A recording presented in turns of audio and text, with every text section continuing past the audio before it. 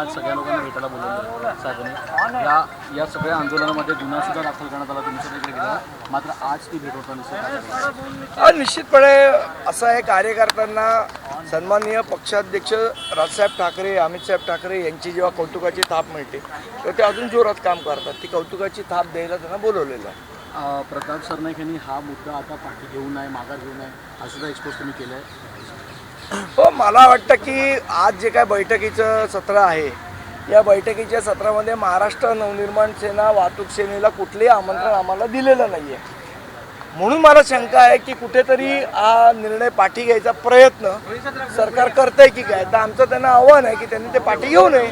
पण सर, आपण बघितलं अमराठी जे आहे ते 4 मे पासून संपावर जाणार आहे असं देखील म्हणतो. जाऊन काय फरक पडतो? कायद्यात काहीतरी दुरुस्ती करावी लागेल आणि अंमलबजावणीसाठी वेळ लागू शकतो असं. ठीक आहे, वेळ देऊ आम्ही, वेळ देण्याबद्दल काही प्रॉब्लेम नाही आहे, पण मागे घेऊ नये. पण कुठे ना कुठे मागे घेण्याचं कुठे ना कुठे चर्चा त्या गोष्टी सुरू आहेत असं मला वाटतंय का या सगळ्या दृष्टिकोनाने? संजय निरुपम आता ज्या अर्थी आम्हाला बोलवलं नाही बैठकी बोलले त्या अर्थी मला वाटतंय मागे घेण्याची प्रक्रिया चालू झाली असेल.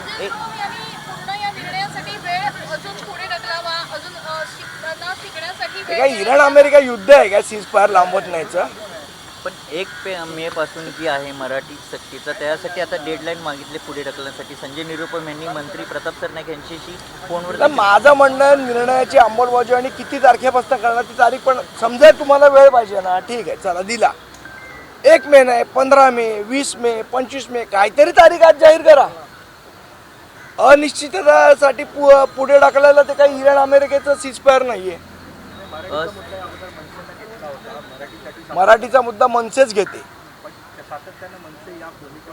आम्ही या भूमिकेवर नेहमी ठाम असतो.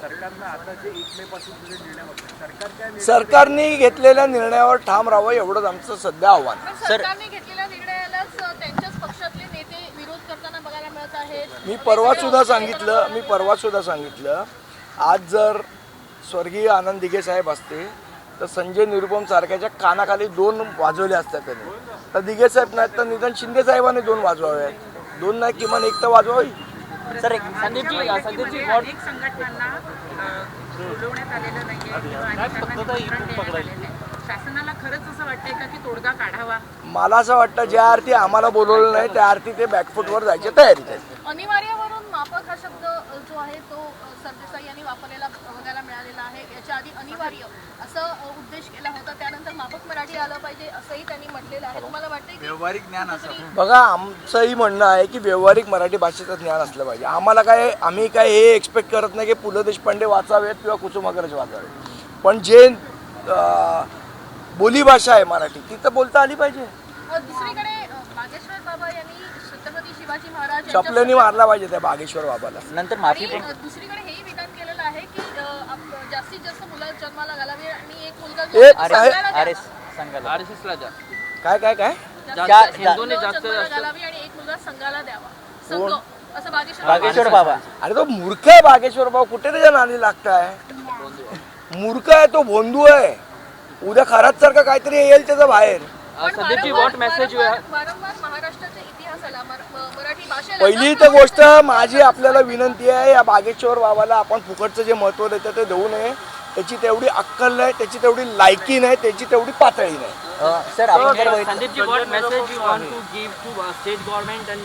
We want state government not to back out from the decision which they have taken. They are demanding more time. Sanjay Nirupam is The time can be given, but that has to be mentioned. Whether it is 15th May, 20th May, 30th May, 1st June of week, they have to mention the date.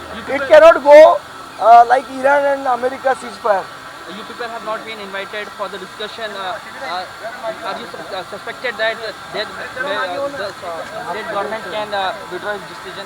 Yes, because they have not invited us, I am suspecting that they may withdraw their decision. Sir, राज्य बागेश्वर बाबाला पहिले बंदी घाला आणि चपलेने मारला पाहिजे त्याला, त्या बागेश्वर बाबाला. पण अशी पक्षाच्या व्यतिरिक्त इतर लोक विरोध करताना बघायला मिळत आहे. सत्तेतला मोठा पक्ष विरोध बागेश्वर बाबाला करत नाहीये. सत्तेतल्याच पक्षात हे भोंदू बाबांची संख्या वाढत चाललेली आहे.